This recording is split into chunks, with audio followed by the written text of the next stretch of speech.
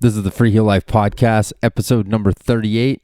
I'm your host, Josh Madsen, coming at you from the Freeheel Life shop in Salt Lake City, Utah. And I'm stoked to be back. How was that? Hopefully I hit that note. That's what happens when you're left by yourself. So, man, newsroom and notes, not a whole lot this week.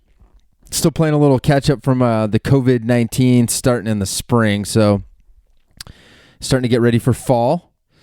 And I'm digging up stuff to kind of get out of here, clear some space for the new stuff coming in, and help us make a little bit of dough to kind of get the blood rolling again. So if you see stuff that you need, we would appreciate your support.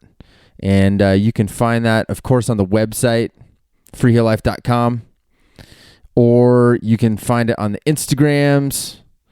You can find it on the Freeheel Life one or our used Telemark gear Instagram. That's a good spot to check it out.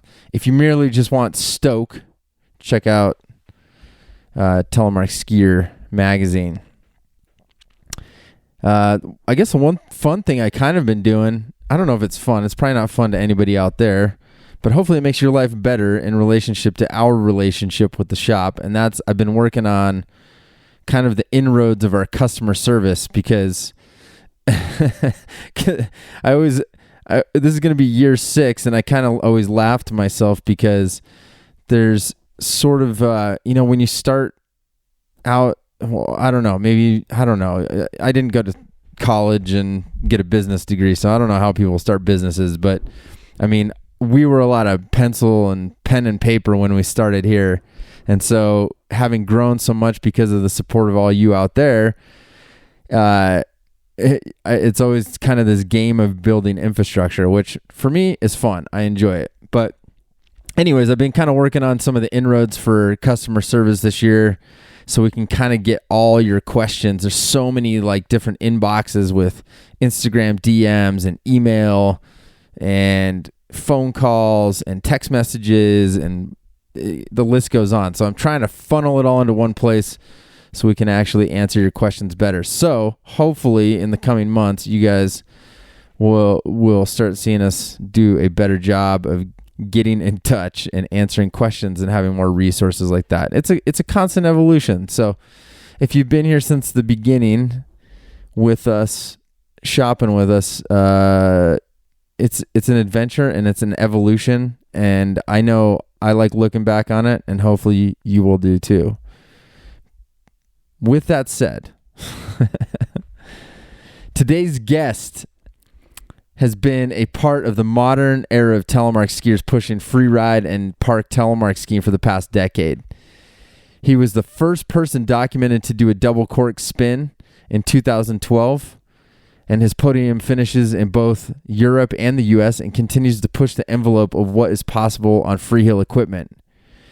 He's a good friend of mine. He also has some of the best telemark tattoos out there, which of course I'm a fan of. He's Swedish, but he actually has an amazing Statue of Liberty tattoo holding a pair of telemark skis. And little known fact, if you don't know, they even have NTN bindings on there, which I always think is kind of a cool thing. So, and he has an amazing drop knees tattoo on the back of his neck. I'm jealous. So today, let's welcome to the show my good friend, Andreas Sjöbeck. All right, dude, we're rolling. How's it going, Andreas? It's going very well, my friend. And you? How's it rolling? I'm doing good, man. It's just getting the day started. It's morning here. I think it's evening where you're at. So yeah, it's about dinner time. Perfect. So that's correct. Where are you living this summer? I'm living down in Stockholm, in the capital of Sweden. Oh, okay. So you're down there. So just moved down. Oh, because you were up north for a while, weren't you? Oh yeah, for about 12 or 15 years. 15 years. I moved up north.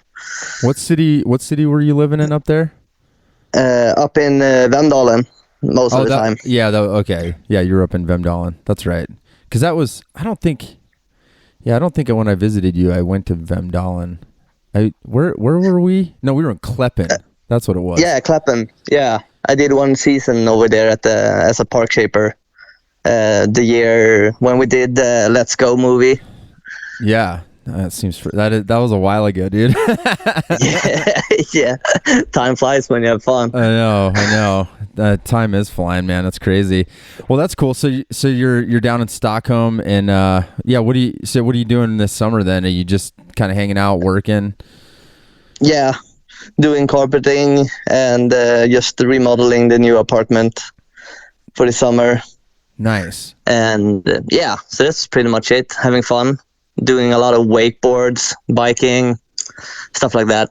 I can't. I don't think I've really been. I think I've been into Stockholm, but it was at night. I mean, is it kind of like a lake? Are there a lot of lakes in the area? I mean, are you right on the water? I guess I don't even know the geography of that area. Yeah, it's right on the east coast of Sweden. Okay. So you have like it's the Atlantic going in and then goes over to a lake, like a huge lake that goes between Sweden and Finland.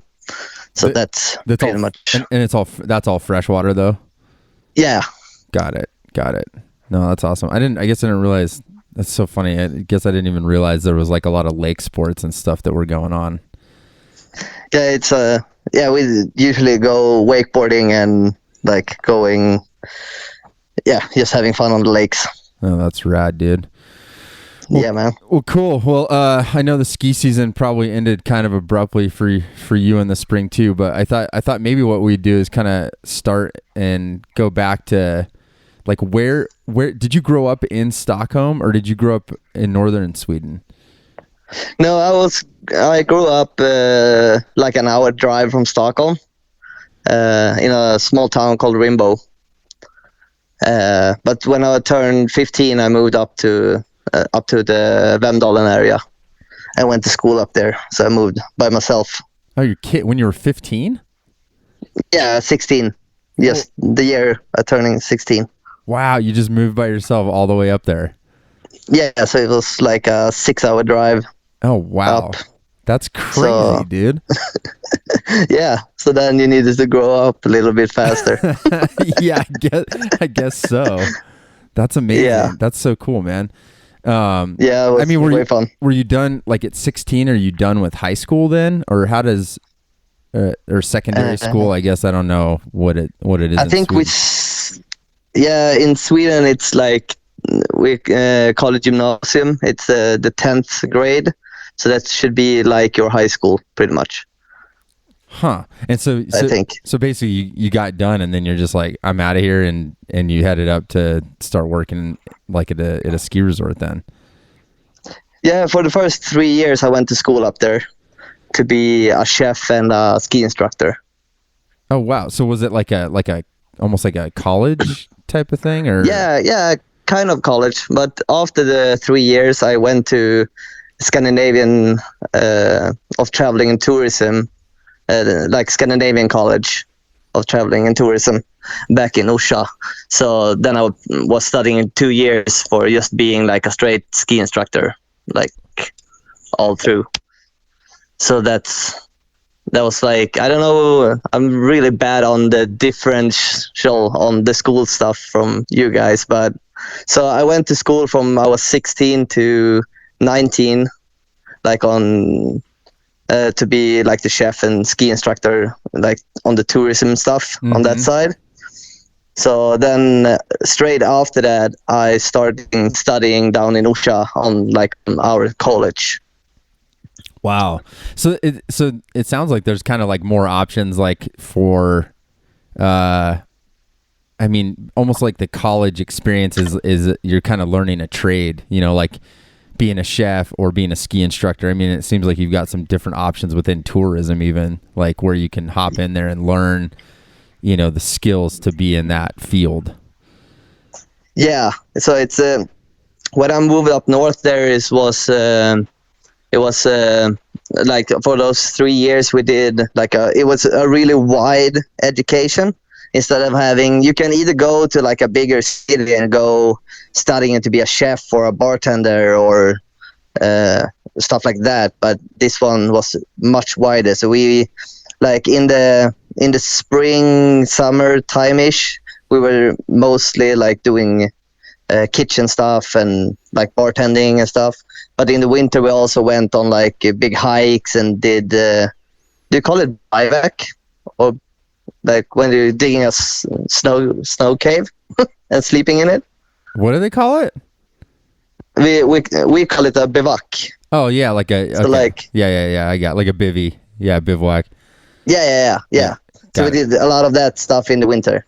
So it was way fun. So that's when I really started doing. I started doing snowboarding when I was really young.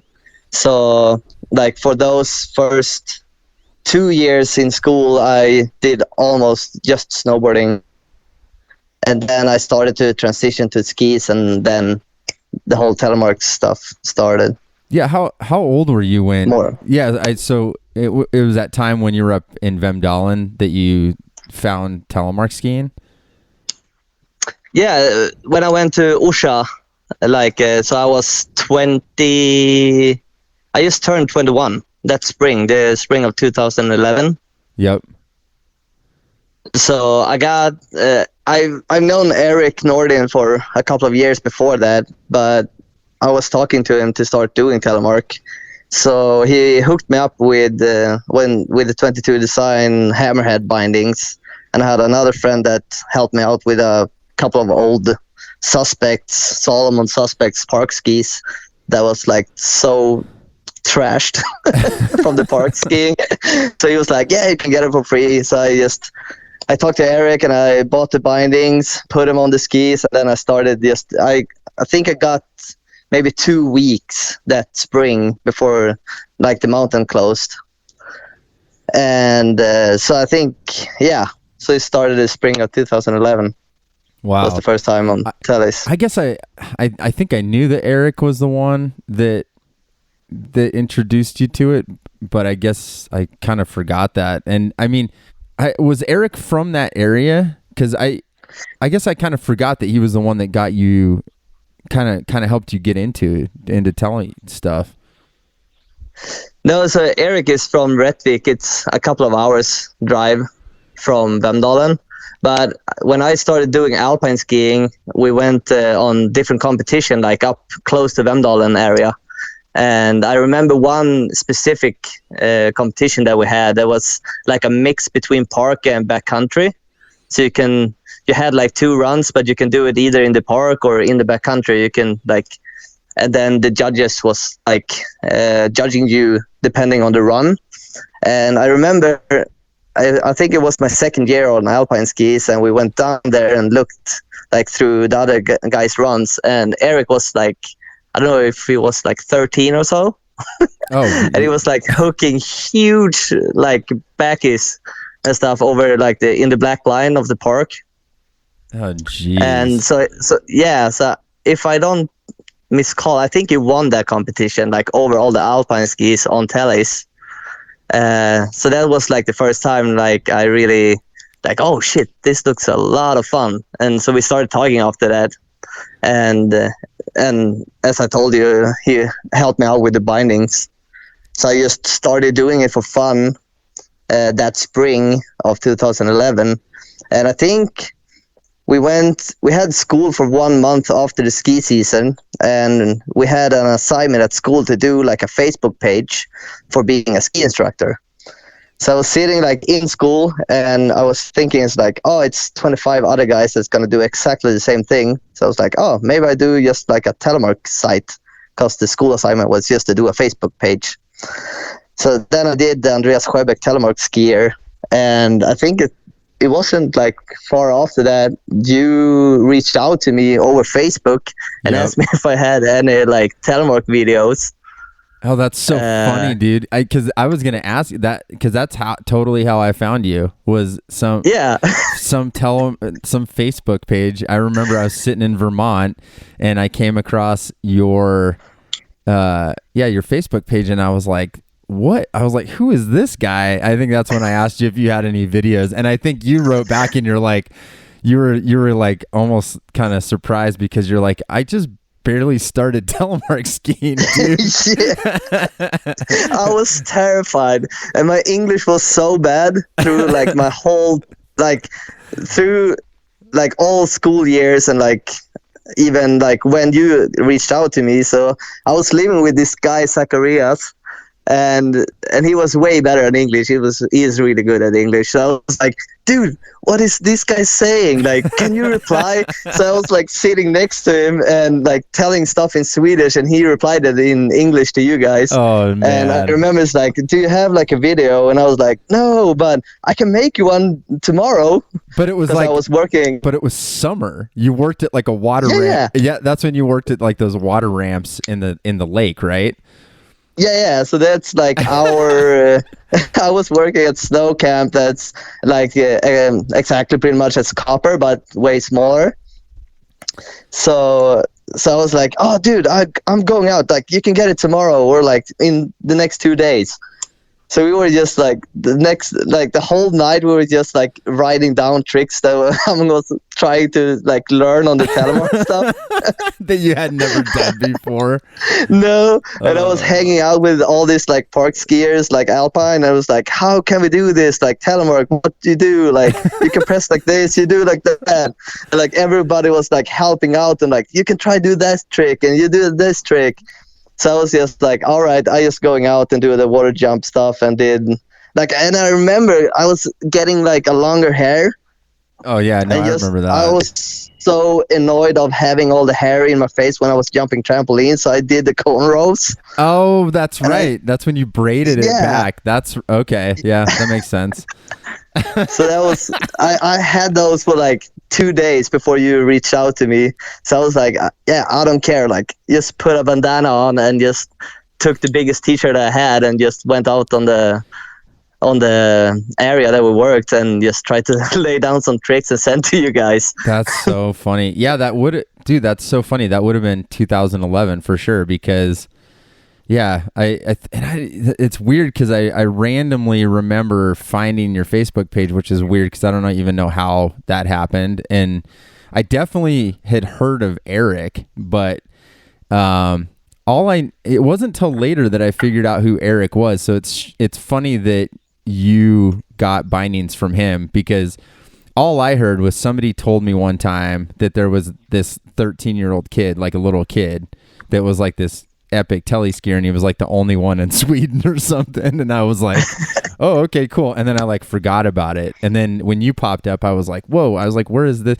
See, and I thought the way your pictures looked, I thought you had been a telemark skier forever, and I'm like, how have I never seen this guy? But it makes sense because you were not even you hadn't even been a telemark skier very long at all, so that's funny. So that was the fun part. Is like every spring for the last weekend, I think we have this huge big jump cup competition up in Vemdalen. That also I invited Kjell Elofsson back in the days over to Sweden to join. Oh right, yeah. So I just started telemarking like 3 days ahead of that, and I was helping the guys at building the jumps and stuff. And I remember we went to one of the locations. It's like a 3-day competition in 3 different mountains. And when we were at one of the mountains, Klevsjö, and was testing out the big jump, and everybody's like, who's going to guinea pig this stuff? It's like, oh, let's Andreas do it. And it was like my first day on teles. Oh my God. I had no idea how to turn.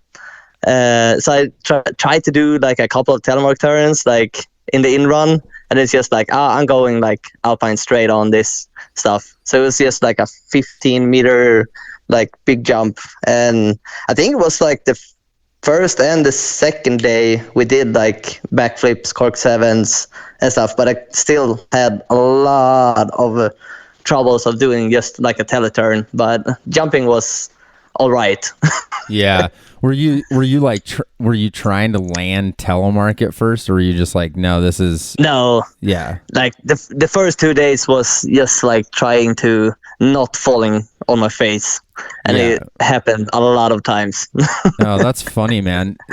It's funny because most of those pictures and videos then would have been like as you were learning, which is pretty funny. So like in the air it looks really good, But like, if you should see like the whole sequence, you could see my like every time like if I landed on a knuckle, I was just like exploding, tail rolling all the way down to the bottom. Oh my God, that's so funny, man. That's cool. And that's what's so funny that I think I started realizing around that time that I always had thought that there would be a lot of Telemark skiers in Sweden and Norway. And I mean, there's probably Norway, there's probably more, but in Sweden, I don't think it wasn't ever really that big, is it? I mean, it's not like you were seeing a ton of Telemark skiers everywhere. No, like when I was growing up, it was just like, I met Eric and we had, I don't know if you remember Per Johnson. Oh yeah, yep, I do know Per Johnson. Yep. Yeah, and also Jonas Karoma. Oh yeah. Those guys were battling like up in the Big Mountain Championship competition every year. Yep. So Eric was with those guys like back in the days, started riding like big mountains. But what I remember, it's pretty much those guys that I could remember and say the name, that these are like great Swedish telemarker and like Scandinavians. Yeah, and Jonas was he's Finnish, I think. He's from Finland. Yeah. Did you know that he actually he came down and lived with us for a few weeks in Salt Lake in the early days? And funny enough, this is before Facebook. So we saw a picture of him in Telemark Skier magazine, and he was shooting. There was all these photos of Jonas Karhuma from Tero Repo, and I don't know if I'm pronouncing his name, Repo. Do you know who I'm talking about? Yeah, the photographer. And but we didn't know who they were, and so we like found an email or something. I think we like emailed Telemark Skier magazine, and then we like got an email for the photographer, and then got a hold of Jonas, and yeah, those guys were super progressive. I didn't meet Per till later on. I bumped into him in Alaska, but yeah, I mean, so those guys. So you had actually heard of guys, but I mean, it wasn't like a ton of local people around Vemdalen were telemarking when you were there. Yeah, no, not at all. It was you could see like some couple of guys running, but I couldn't like name anyone. If someone is like, oh, can you tell me someone at the mountain at Telemark? Is like, no. Wow. Yeah, it's interesting. So yeah, I'm always surprised about that, because I always wonder if like they're back in the 80s and 90s, if there was more people, but yeah, currently there are not as many. So, that's funny, man. That's funny to go back and remember that, because that was 9 years ago, and yeah, and then so you and I connected over Facebook, and then I remember, I think it was, so at that point we were talking a bunch on the internet, and I remember I was making movies at the time, and we had talked about I think the first time we were able to meet, I didn't actually meet you, but Cody Smith, who is running doing video, met you. Oh yeah. You remember so there was someone had reached out to me and said, hey, we're going to do this big mountain, or we're going to do a Telemark Big Air at the GoPro games in Vail. And oh yeah, that's yeah. And so you and I had been corresponding online, and Cody and I had said, oh man, we should try to get Andreas to come over to this Big Air event. And it was like, at that time, there was so much park skiing going on, and they wanted to do this Big Air. So all the guys that we knew that did tricks, which was like you, Shell Ellefson, Christopher Ewart, Jeremy. What's Jeremy's last name? Clark. Yeah, Jeremy Clark. Dylan Garner. And Dylan Garner. Yeah. Yeah, and so like we were like, hey, come to the United States, and you'd never even been here before, right? No, it was my first time traveling alone, and I went to America. Yeah, no, and that's what was so cool is we had this idea like, well, let's try to someone, like I said, someone reached out to me from GoPro Mountain Game, or was it GoPro Mountain? Teva Mountain I think Games? that was Teva Mountain Games was the first year, I think. That's what it was, Teva Mountain Games. Yeah, and they reached out to me because they're like, oh, all these tele kids. And we were like, man, this is going to be wild to get all these guys in one area. And so we sent Cody out to Summit County, Colorado, and then you guys all showed up and just hung out. Like, so all you guys that had seen each other on the internet showed up and just skied park for a bunch of days and did the big mountain count. What was that like for you? You're still pretty new at Telemark, and then you fly over here, and now you've got 8 or 10 guys that are all pretty high level, like Telemark park skiers. Yeah, I remember when I was sitting on the plane and thinking, because first when I heard about the competition and everything is we're getting together, we're shooting this, and we're gonna have a bunch of fun. I was so stoked on it, but when I was sitting on the plane, I was like, I'm so lonely. I'm terrified. I have no idea where to go. Pretty much nothing. And as I told you before, my English was so bad in the beginning. I was terrified of speaking English at all. So when I arrived I think I stayed at Jeremy's house for the first time I was going over there. And it was just I'm living with this guy that I talked to on Facebook. It's oh yeah, you can stay at my place. And so I had pretty much no idea about what to expect. And then when we arrived up to Breckenridge the first morning, and I remember meeting Christopher, or I met Shell first, I think. And it was super polite, Shell. I love that guy. And then Christopher was popping up from nowhere, and Dylan and all these guys. And I was so nervous to see what the level of everybody was. So try to figure out where you should start everything off to just see how you fit in in the group of telemarketers, because I only skied with Eric a couple of times before that. Oh, so actually, I haven't skied.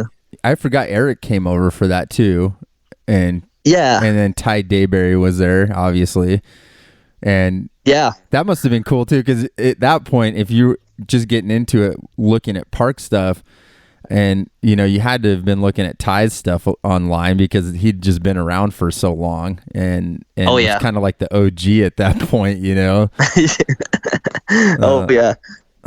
mean, I knew who Ty was, and I had seen also some movies from you guys with see some clips on Shell, right, and also on Dylan. So it was those three guys that I had my eyes on, that I knew who they were, and so I've been seeing them on the internet. Yeah, but I remember I was so nervous, man. But it was that week was so much fun. I was pretty much doing the whole American trip on just words from movies in English, and I remember everybody having and I remember Shell and those guys were laughing so hard on some stuff that I was saying, and so we're still laughing at that. Do you remember any of the phrases you were using from movies? Oh my God. I could do everything from Terminator, and just to if I couldn't, dude, if why I couldn't, would you choose the Terminator movie for? Dude, I was so nervous, and if I couldn't say a couple of words, I was just doing stupid phrases to just be in the conversation either way, and everybody just start laughing. Oh my God, what would you say from Terminator? Do you remember any of your Terminator lines? Oh, the classic, when after a couple of beers, it was always going when we're going home, I was always yelling "Get to the chopper!" and all the guys was just repeating after me and just running. Oh my God, dude! My God. That's funny. Dude, that was a time. Well, the funny thing was of the ski stuff. I remember because I couldn't go for whatever reason, and I remember being kind of bummed out because I was like, man, this is going to be wild to see all of these guys meet each other for the first time. And if you remember, you hit me up before you flew over, and you're like, hey, I've got a double cork figured out. And oh yeah, this ends up being this thing, because so for people out there that don't jump or know park skiing or whatever, 10 years ago, it became, especially in the alpine and snowboard world, people started doing what's called a double cork. And so it's doing multiple rotations on two different accesses. So it hadn't really, it had never been done on Telemark skis, and a lot of stuff had been done, but we hadn't seen anybody ever do it on tellies. And I remember you hit me up and you're like, I want to kind of keep it low key. So it's because you wanted to have the winning trick, and you ended up getting what was it? Was it like a switch? Which I don't even remember which trick it was. Do you remember the winning one? Was yours a double cork 9 or something like that, or was it what was it? No, the first year I did a double 10, but Double 10. I like a butt cheeked. Yeah. So I butt cheeked a little bit in the landing, and I remember Christopher won on the double front flip. Yeah. Well, but then that was the funny thing though, is because I remember then all of a sudden Jeremy caught wind of it. Jeremy Clark. Oh yeah.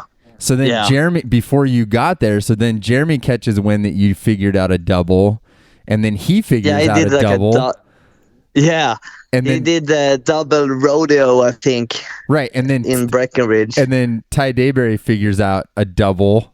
So like, yeah, I just remember thinking how cool that was, because here's all these young guys, and by one guy pushing to get a trick figured out, it literally pushed, more guys to do better. Like everybody kind of had to show up with a much bigger bag of tricks. I always thought that was really cool. Yeah, I remember it was like, because I was like scouting before the competition. I was like trying to look up what the other guys had like in the trick book for what they could like put up on the competition. And then like after a while, when I released the double 10, it was just like all the guys starting to like hammering down. I know Shell was out doing the switch double 10 as well as Ty Dayberry, and Jeremy the double rodeo, and Christopher had a double front flip. It was just a lot of guys progressing the sport. Yeah. Like the progress was going way faster than what I thought it had done before that. Yeah, I agree. I think that's a good testament to the idea that when you have kind of an outlet like a competition or something like that, it really pushes you guys to practice and kind of compete against one another. And I think that's the cool thing, is everybody was super cool with each other. Like it was a hard competition, but a fun one too. Oh yeah, everybody had a great time. It was, you can stand up top and just chatting before, and then when you drop down and like after 10 meters down the runway, like then you getting into this like competition mode. So instead of having like bad energy and everybody was like super focused and don't talk to each other, it was just like a bunch of friends having a lot of fun in front of a big crowd. Yeah, and that was the craziest setup too. Like, for those of you that have no idea what we're talking about, the setup was this, 70-foot jump maybe? 70 was 75. Yeah, so 75-foot gap jump with flames blowing up on the sides of it when you jumped off. So it was like this huge spectacle for the spectators to watch. But yeah, the video is great because you had all the flames blowing up on the sides of the jumps while you guys are flying through the air, and there was some good crashes. And I think old Tony Gill, I forgot he was there too. I think. Oh yeah. Remember totally. He like almost hit his head like on the end of the jump doing the double front flip or whatever. Oh, he was doing like 1.5 to the knuckle and just keep on rotating. He was so lucky, but he had such a big concussion after that. Did he actually hit his head? Dude, he was landing like straight on his like shoulder blades and just like continue forward like over the knuckles. He was like doing 1.5 bouncing shoulder like over the knuckle and like down to the landing and then washing out. Oh my God, that's so funny. Wow. Oh yeah. Well, Big strong Tony Gill. Oh yeah, the man, the myth, the legend. Oh yeah. Well, that's cool, man. Yeah. So I mean, that was the first time you came over. I remember that double kind of you doing all that park stuff. We ended up meeting back up in Sweden. You came and picked me and Shell up after we did a trip in Norway and drove down, picked us up in Oslo, and then we drove up to Kleppen. And that was another fun trip, man, because you had set it up for us to hang out in Kleppen, and John Olav came over, and I basically filmed the three of you skiing park for a bunch of days, and that was awesome. I that was another session where like the three of you guys threw down some stuff that, I mean, back then was pretty amazing. Yeah, that trip was so much fun. Like living up in the cabin, like on the mountain, and just like skiing every day, like having you on the camera, and it was just, it was so much fun. I have never done so many Cork 7 in my entire life. That's funny. Yeah, I think it was probably annoying because we just show up and we're like, was joining as well. Oh, that's right. Eric Norden was there too. Yeah. Yeah. And then that ended up being the footage we used in the last movie I made, which was Let's Go. And then you came over and actually toured around with me in the van in the fall. I don't even remember how many. Do you remember how many shows you did? Dude, we did 5 states on 30 days. And I think we had at least one show every second day. So it should be like 15 almost. 10 or 15. Yeah, totally. I mean, those tours were, it's kind of interesting. I thought about that, like going on those tours, you know, like I usually try to do 50 cities in 90 days.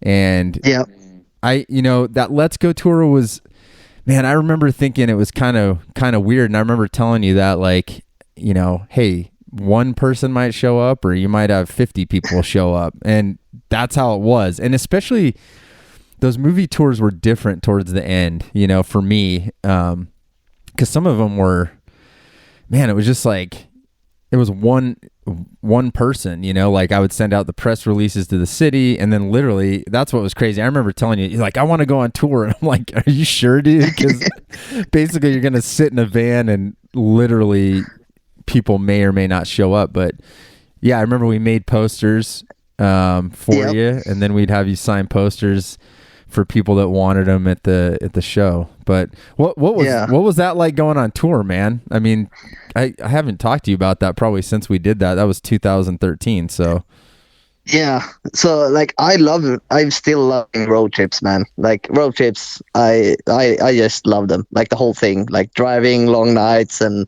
just meeting a bunch of people, different cities. Like, and for me, that only went to I've been to the States, and I only at that time, I only went to Colorado. So like Vail area, Breckenridge and stuff like that. So to be driving with you for like a whole full month was so much fun. And I remember we going up to, it was up in Montana with Andrew Shower and those guys up in, was it Whitefish maybe? No, that was, I think when you're talking about, is this when you went out and shot the shotgun? Yeah. I think it was. That was the second time. I think it was Bozeman. Bozeman, yeah. That's true. So we like stuff like that, just like shooting shotguns, like listening to bluegrass when it was playing off there, and it was a lot of fun. And just like talking, and just you have so much like the history of Telemark, and I got like your knowledge of the whole Telemark industry was it was golden for me to just sit there in the passenger seat and just listen. Locked in the van with me. You had no choice. Yeah, it was perfect. It was way fun. Just cruising around, and just see America on like different than what we only see like the movie stuff and stuff like that. When I was at that age, I didn't know what to expect at all. And I remember you was like, it could be one guy, it could be 50, like we have no idea. And then we turned up at this like local beer brewery and having like a screening there, and it was just like people rolling in. It was like more and more people, and it was just like, oh god, like now I'm nervous again. And then just signing poster and talking to everybody. Everybody's so polite in the Telemark world, so it was a blast. Yeah, no, it's fun. I wish we could do that again. It almost seems like a different time because people, now YouTube, and you can just watch video wherever. It's like it's almost funny because it's like I don't know if you could get people to come out in the same way. Mostly because the movies weren't. I mean, they're homemade movies, right? Like we're basically just trying to kind of figure it out. But yeah, no, that was an awesome tour, man. And I remember it's just it was fun just being able to sit in the van and cruise around. And I'm glad you said that about seeing the U.S. because I think I've said it on the podcast in the past is like I think people that are not from here sometimes have this perception that it's like we were joking around when our buddy Benoit came over from Switzerland, and he wanted he knows there's other stuff, but it was funny because he wanted to go to the monster truck rallies and he wanted to like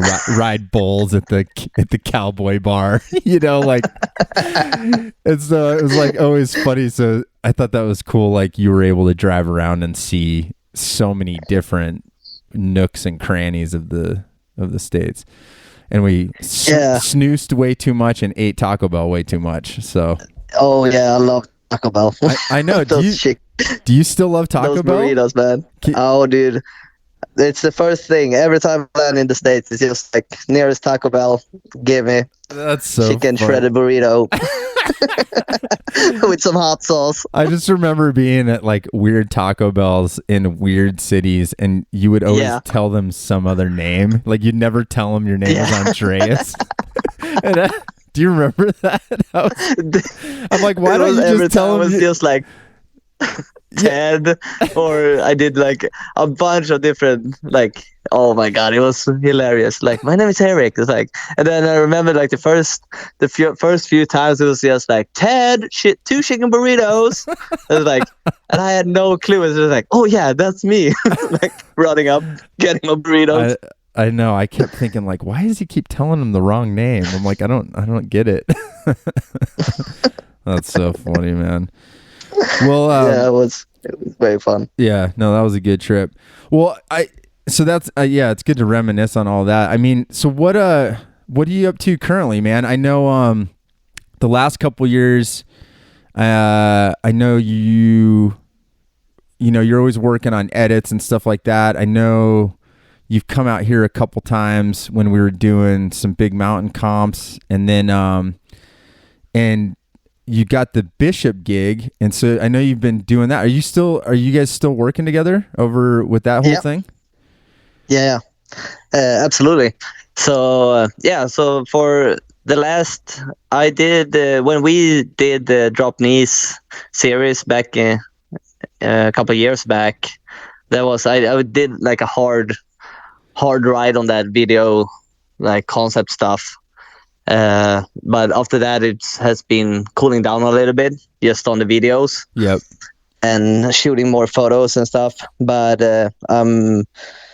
So after the Bishop, we went on some trips, and I'm a really close friend with Björn, shooting videos and photos over there. Bjorn Bauer, for those of you that want to check out some good photography. Yeah, and some good shredding telemarker.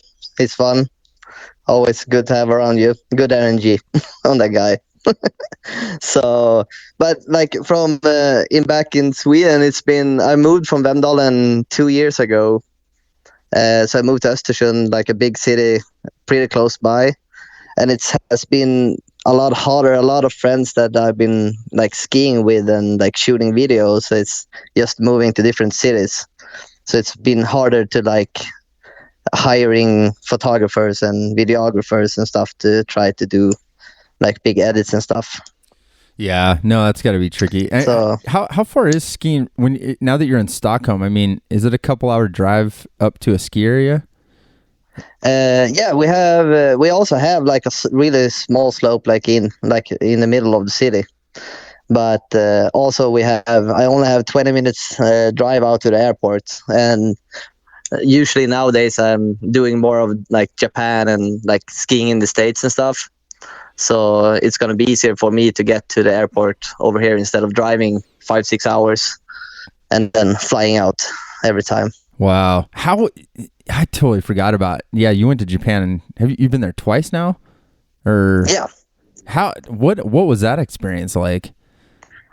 Japan is lovely. For me, it's the backcountry mecca, like just like that powder, like the snow and the hospitality from the guys over there.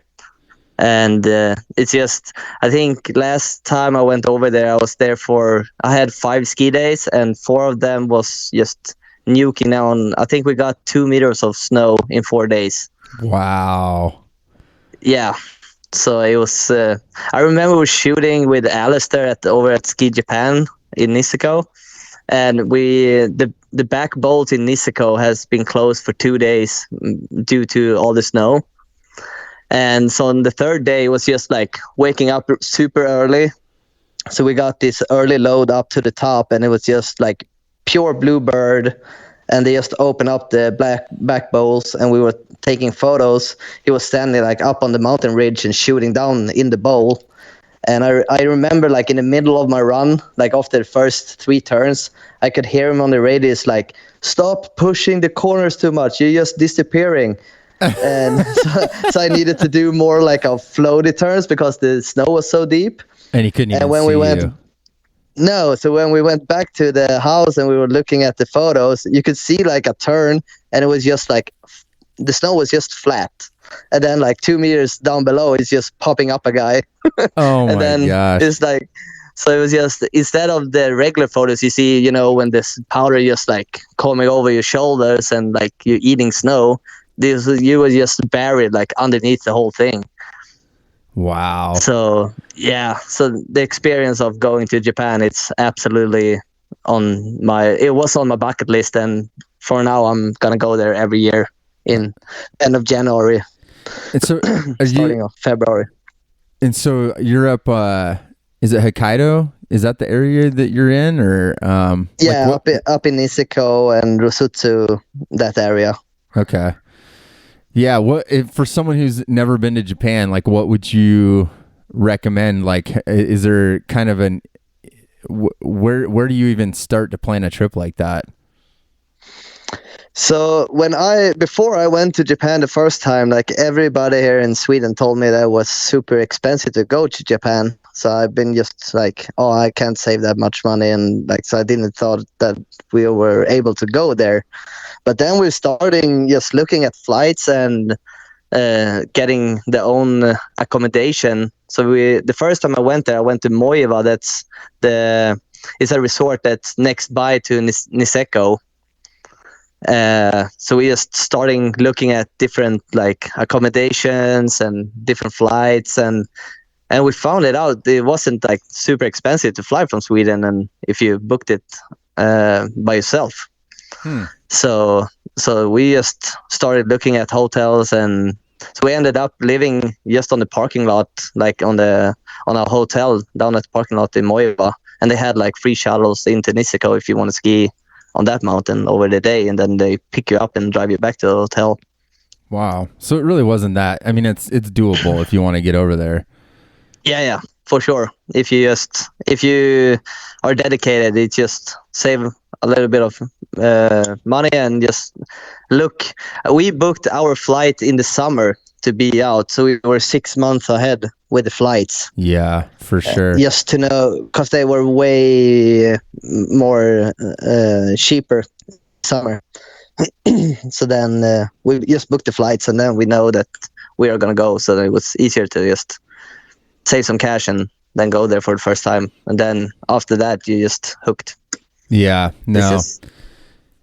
That's awesome. I know. I'm really hoping that some of the travel stuff comes back. This is going to be an interesting winter because I know with the international travel, it's definitely going to be a little trickier, at least at this point. Yeah. We'll see what happens, but I don't know. Have you heard anything with like, are people? Do you guys have a lot of mountain biking in the summer so that you guys can see what's happening with the resorts right now in Sweden? Or Yeah. We have a lot of downhill and stuff. So, I mean, are the resorts operating kind of normally? Yeah, so like for the ski season, we needed to, I think they closed down in February or so. February, beginning of March. It was just like getting a lot of problems with this whole epidemic. So they closed down, and then some ski resort way up north had opened, but they didn't take bookings for accommodation, so you just could go there for like the local people to go up and ski. Right. So, but you can see that they managed to stay open, and now the downhill is like it's rolling really good for them. So I don't think it's gonna affect them way too much. But of course, they lost a lot of money this year, but they still gonna survive. Yeah, for sure. So, yeah, no, it's gonna be interesting for everybody for sure. Yeah, that's crazy. I know. I was even thinking, I'm like, I don't even know if I'll make it over to Europe this year, just because we had talked about going over in April, and that didn't happen. So no. We'll see what happens. But well, cool, man. Do you have anything in the works for this upcoming winter? Or are you just going to kind of play it by ear and see how it all plays out? Yeah, a little bit. I will. My goal is to go to some. I'm not gonna mention any names yet, but I will go to some international, hopefully, ski resorts and shoot some videos for sure. Cool. And hopefully, talk to a couple of friends of mine that doing Telemark movies nowadays and see what we can come up with. Hopefully. So that's my goal anyway. I like that. Still pushing it a little bit and see what we can do and try to build up this video stuff. I think that's what just Ty and Bevan and those guys did with the Telemark Tale back in here was it was great, and I really hope that they can continue of producing Telemark movies and getting more people involved in that stuff too. Like I love going to premiere and like especially like in the fall when you're getting pumped on going skiing and like all the videos dropping out, and it's just so much more fun to have like some Telemark movies coming out too. So I'm looking forward to see what people have.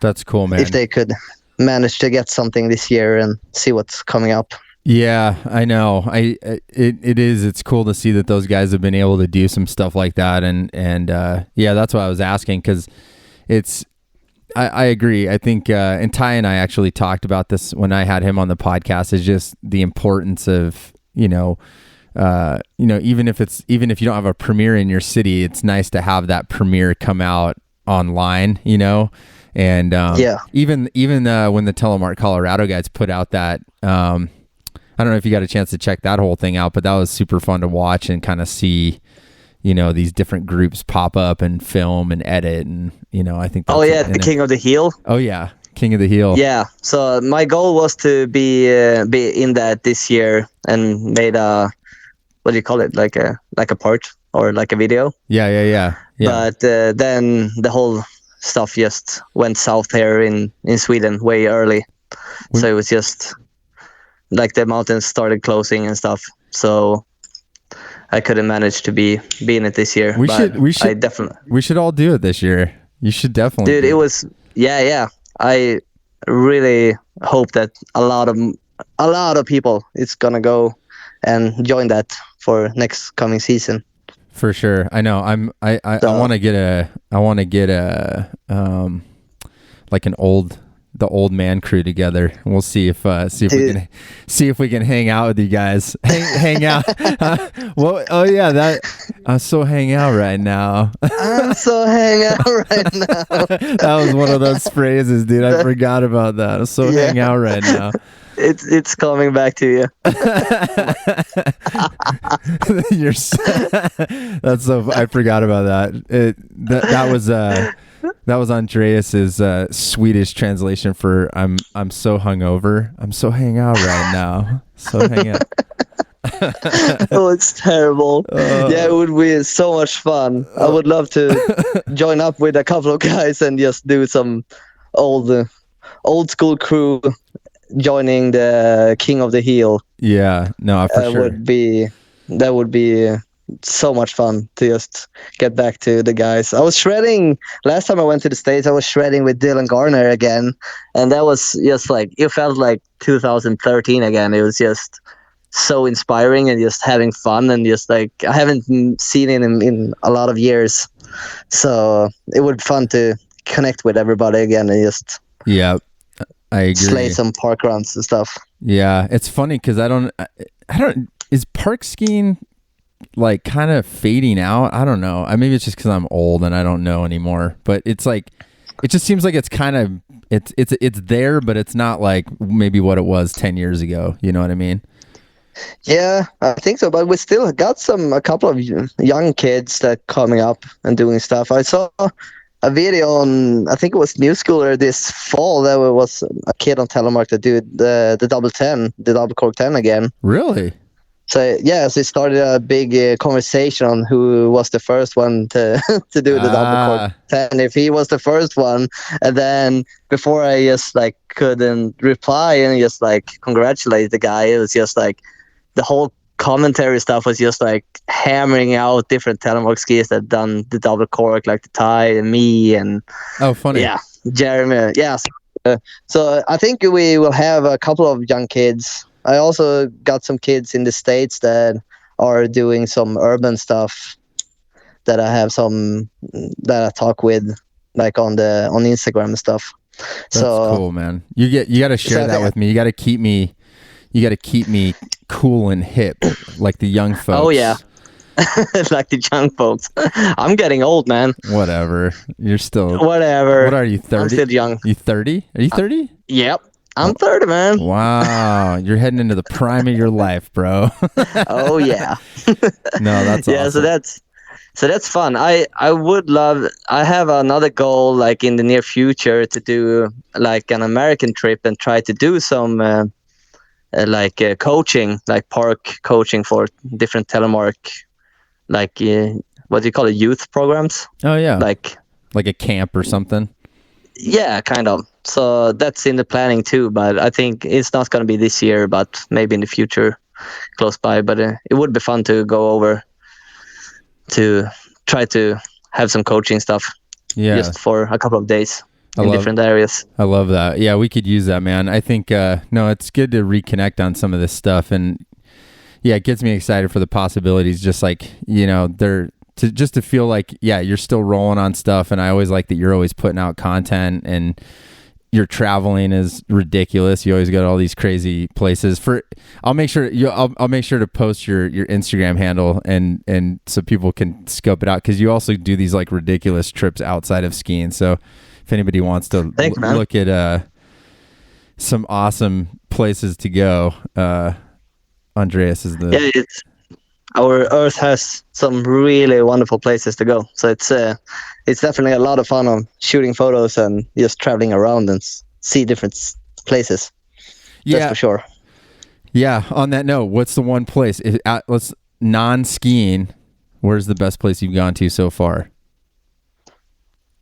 Ooh, I got two. It depends. Definitely you need to go to Iceland if you love great views and just a lot of beers. And Iceland is definitely, I would say, my first place to go to. I go there pretty much every year. And also I would say Bali. Bali? Yeah, Indonesia. Okay. Surfing. That's epic. I know, those are the photos. Like sometimes you have those vacation photos and I'm like, where is he? You're like rocking like white pants and like no shirt, hanging out, drinking like some cocktail on the beach. And I'm like, geez, Yep. all right. You need to have a little bit of that too sometimes. No, it's epic, man. I know. Actually, Yeah, I haven't been it's to. fun. I have not been to either of those places. Iceland looks crazy. Iceland, yeah. I think a lot of people like in the Telemark or like in the skiing like industry that loves like the outdoors, living on the mountains and stuff. They pretty much has no trees at all. It's just like volcanoes and huge like open fields and stuff. And they got the northern lights over there. Yeah. If you go there like in the fall or close like in the wintertime, you have some absolutely world's most insane northern lights over there. Yeah, and it's as far as Scandinavian. I mean, they're considered Scandinavian too, aren't they? Yeah, I think so. Yeah, because I'm not 100% sure, but I think they belong to Denmark, but they still like running Iceland as a own country. Gotcha. But yeah, I mean, but the culture is very unique. Or if it's from what Greenland. I think I think Denmark's Greenland, but I think Iceland's its own. Yeah, thing. that's true. My Yeah. bad. So, yeah, but I think Iceland is a part of Scandinavia. It's a 3-hour flight, I think, 3.5 maybe. Oh, that's from Sweden. That's quick, man. Yeah, so it's a short trip to go there, but it's such a beautiful country, and the people there is so polite as well. It's just a wonderful place to be visiting. I love that. And you could do they have this called flyover. If you're traveling to Europe through the States, you can just add a flyover and you can stay for up to, I think it's 1 week, 7 days, without any more cost on the flights. Really? So they just so you usually you go from, you say, New York to Iceland, and then you change plane from Iceland to, I don't know, Germany or France or where you're going.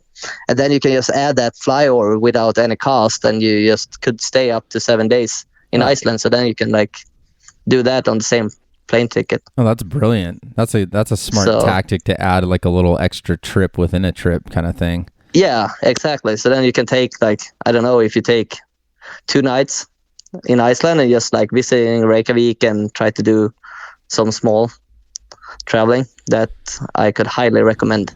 Huh. I'll have to keep that in mind. That sounds awesome. I love that. Well, cool, my brother. Sweet. I'm gonna make sure to put you're pretty active on Instagram, and I'll make sure to put those links there. And anything else you want people to check out that you're up to right now or in the upcoming winter? I would say Instagram is my main course that everything goes through. So if anything happens, it's going through Instagram or the story on Instagram. So I would say if you following that or you just have an eye looking out there, you would see what's going down for sure. Perfect. I love that, man. Well, thanks for coming on. It was, dude, always a pleasure to catch up, and much love to you and everyone over in Sweden. Hopefully we'll get you back and do some skiing here sooner than later. That would be way fun. Thank you very much for having me, man. Absolutely, brother. I'll talk to you soon. Take care. Peace. Yeah. Bye. That was a good one. I always have a good time catching up with Andreas. He's a good dude, and always love my Scandinavian brothers and sisters over there protecting the Telemark turn and keeping it going. So how you can support us, we always appreciate it.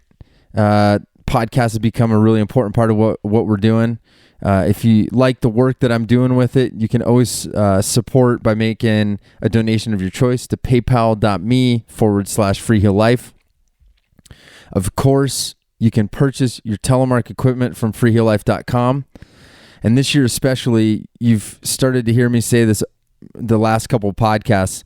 We want to be your preferred Telemark shop, and we want to earn that title with you this season. So we hope you'll give us a chance and shop with us and know that you're going to get the best care and knowledge that Telemark skiing has to offer. And no matter what era and type of gear you use, from leather all the way to NTN, we got you.